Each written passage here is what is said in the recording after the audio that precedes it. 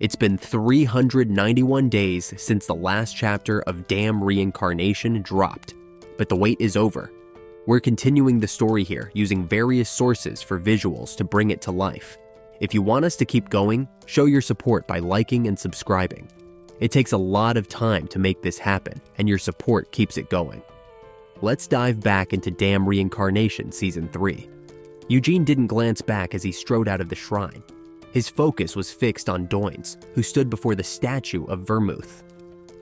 "What do I need to do to get out of here?" Eugene asked bluntly. Doins, caught off guard by the sudden question, gave him a confused look. He glanced toward the shrine, where Gilead and Christina were still absent, then returned his attention to Eugene. "What about Sir Hamel's statue?"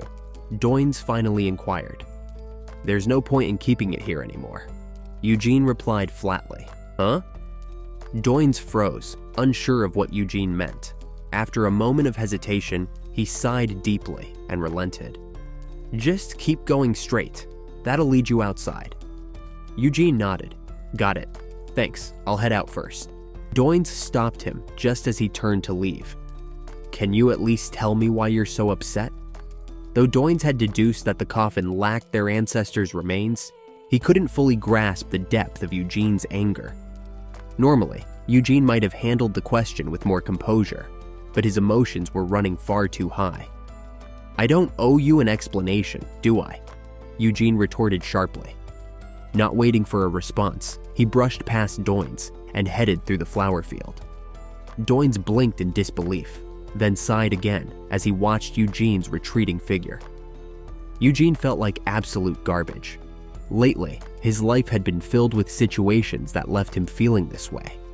Like the time in the underground grave in Nahama, when he found Hamel's corpse turned into a death knight. Or when Amelia Merwin had come close to killing him. Or even when the Demon King of Incarceration showed up in person, speaking fondly of Vermouth and mocking Eugene as a stupid lion, revealing he knew about Eugene's reincarnation. But today? Today was a new low. His current mood was worse than any of that, a swirling mix of frustration and fury. Eugene clenched his jaw, biting hard on his lower lip until the metallic taste of blood filled his mouth. Yet even the sharp pain didn't alleviate the festering rage within him. He wanted to sprint into the forest like a lunatic, find some monster or beast, anything, and beat it to death with his bare hands. Would that help ease this suffocating anger? No. He knew better. It wouldn't bring him any satisfaction. At best, it would be a fleeting release. Unless he confronted the source of his anger head-on, this storm of emotions wouldn't subside. So he just kept walking. Though his body was 19, his mind carried the wisdom and experiences of his past life. It was that maturity that stopped him from lashing out without reason. Even with his rage boiling over, he forced himself to stay in control. Following Doin's instructions, Eugene soon found himself in the midst of a dark forest after crossing the flower field. A chill wind blew through the trees, and Eugene raised his head to gaze at the heavens. Through the canopy of leaves, the night sky over the Eucalyptus Mountains was on full display, bright and brimming with stars. It was stunning, yet the beauty of the view only emphasized how miserable he felt. Eugene's anger hadn't abated. His chest still heaved with every frustrated breath. Just as he was about to scream, his voice died in his throat, and he muttered instead, "This sucks." Eugene exhaled deeply and glanced at his hands. His fists were caked with blood, both dried and fresh. He peeled away the scabs that had formed, letting the blood drip freely once more. As he continued walking, the sheer number of trees in the forest began to irritate him. Why the hell are there so many damn trees? His frustration boiled over, and he slammed his fist into a nearby trunk. He didn't use mana, just brute force. The tree toppled under the impact. Eugene stared at his aching, bloodied fist before stepping over the fallen trunk and pressing deeper into the woods. Normally, the forest would have been teeming with monsters, but none dared approach him. The oppressive killing intent radiating from Eugene, a product of his previous life as Hamel, kept them at bay. Even the insects had fallen silent under the weight of his presence. Eventually, Eugene stopped and surveyed his surroundings. The forest was eerily quiet, devoid of even the faintest chirp of a cricket. Extending his senses, he detected only monsters lurking at a distance, but none posed any immediate threat. After wiping his bloody hands on his cloak, Eugene drew Winid. "Tempest," he called. The wind fell still.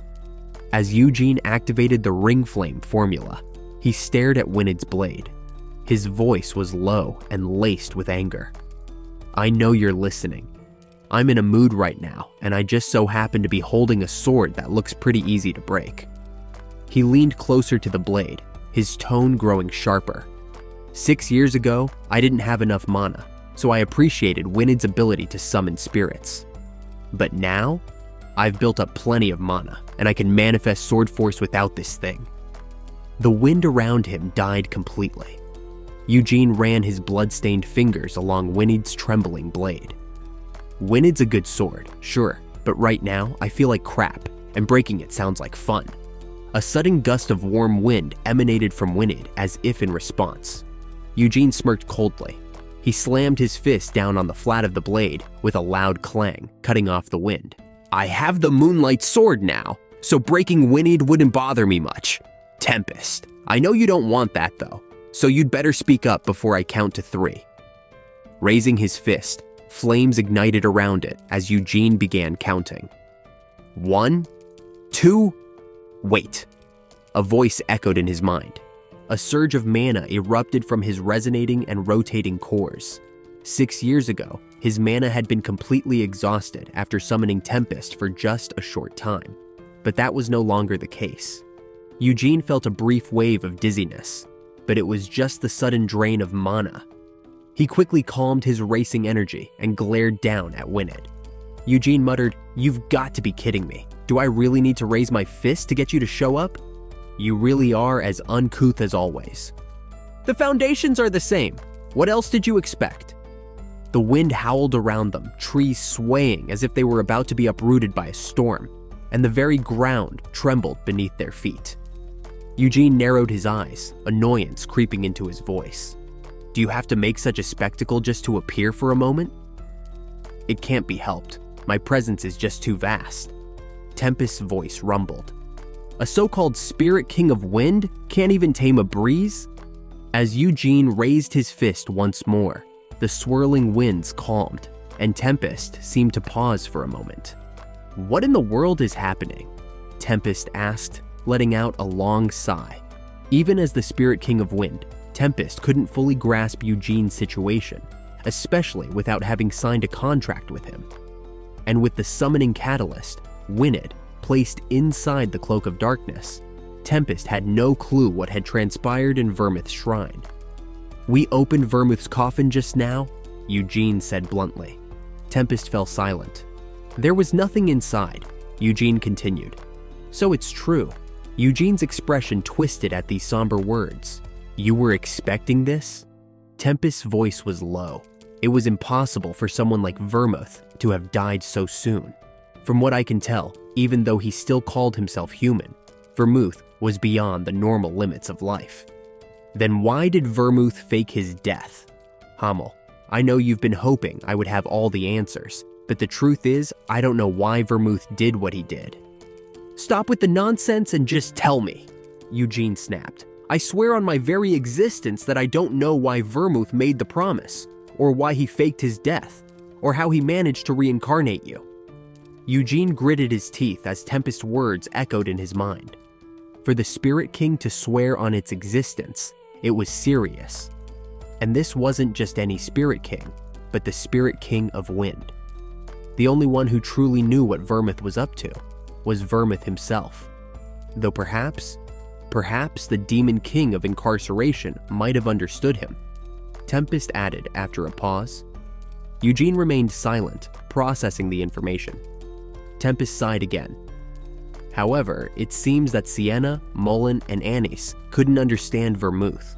What I can tell you for sure is that they resented him for it. Resented him?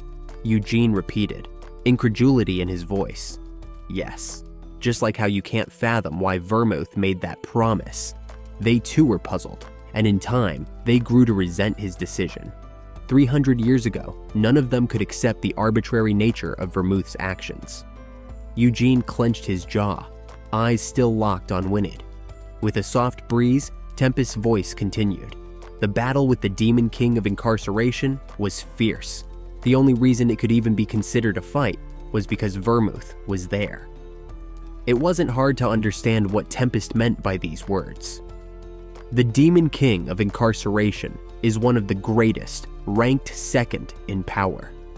Hamel, you should know that he was such an overwhelming force that the other 3 Demon Kings you fought together couldn't compare. Just as his title suggests, he traps all hope and chances for victory in an eternal abyss. Eugene was silent. Sienna's magic couldn't penetrate the Demon King's defenses. Anice's divine power couldn't dispel his darkness. Mulan's charge couldn't land a blow. Eugene recalled his single encounter with the Demon King of Incarceration in his past life. The oppressive darkness, the rattling chains, and the chilling red eyes.